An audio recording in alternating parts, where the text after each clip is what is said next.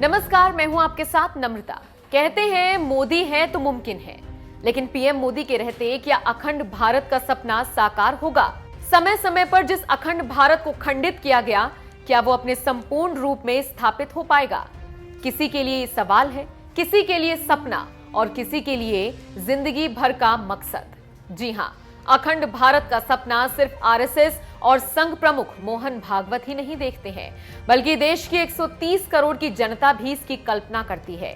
आज की तारीख में भारत की सीमा कश्मीर से कन्याकुमारी और असम से गुजरात तक देखी जाती है, लेकिन हकीकत में अखंड भारत की तस्वीर कुछ और ही है।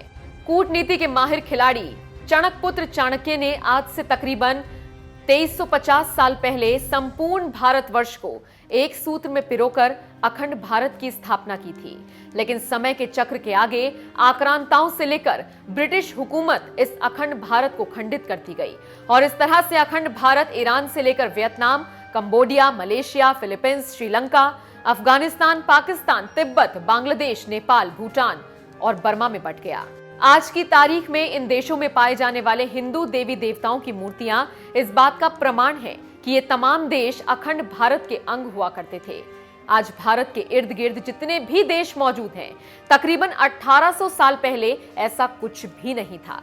सिर्फ राजाओं का शासन हुआ करता था और खान पान, भाषा, बोली, वेशभूषा, संगीत, नृत्य, पूजा पाठ, पंथ के तरीके करीब करीब एक समान थे। लेकिन जैसे ही विदेशी ताकतों ने दस्तक दी, यहाँ की संस्कृति बदलने लगी। अब एक बार फिर अखंड भारत की अलग ज्योत जल पड़ी है। एकता में अनेकता और अनेकता में एकता को भारत की सोच बताने वाले संघ प्रमुख मोहन भागवत ने एक बार फिर अखंड भारत का जिक्र किया। इस बार उन्होंने एक और जहां पाकिस्तान पर निशाना साधा, तो वहीं हिंदू धर्म से अखंड भारत के संभव होने की बात कही। असल में मोहन भागवत ने राजधानी दिल्ली में महात्मा गांधी को सबसे बड़ा हिंदू देशभक्त बताने वाली पुस्तक का विमोचन किया। इस दौरान उन्होंने सबसे पहले हिंदू धर्म को देशभक्ति से जोड़ा। महात्मा गांधी का जिक्र करते हुए भागवत ने कहा, गांधी जी कहा करते थे, मेरी देशभक्ति मेरे धर्म से निकलती है। मैं अपने धर्म को समझकर अच्छा देशभक्त बनूंगा और लोगों को भी ऐसा करने को कहूंगा। गांधी जी ने कहा था कि स्वराज को समझने के लिए स्वधर्म को समझना होगा। इस तरह हिंदू धर्म को देशभक्ति से जोड़ते हुए मोहन भागवत ने अखंड भारत पर जोर दिया। इस बार भागवत ने साफ कर दिया कि अखंड भारत बल नहीं बल्कि हिंदू धर्म के जरिए संभव है। उनका कहना है कि दुनिया के कल्याण के लिए गौरवशाली अखंड भारत की आवश्यकता है, इसीलिए देशभक्ति को जगाए रखने की जरूरत है। छोटे किए गए भारत को एकजुट किए जाने की आवश्यकता है। भारत से अलग हुए सभी हिस्सों जो स्वयं को अब भारत का हिस्सा नहीं बताते हैं, उन्हें इसकी अधिक आवश्यकता है। हालांकि इस बीच भागवत ने पड़ोसी मुल्क पाकिस्तान को भी घसीटा।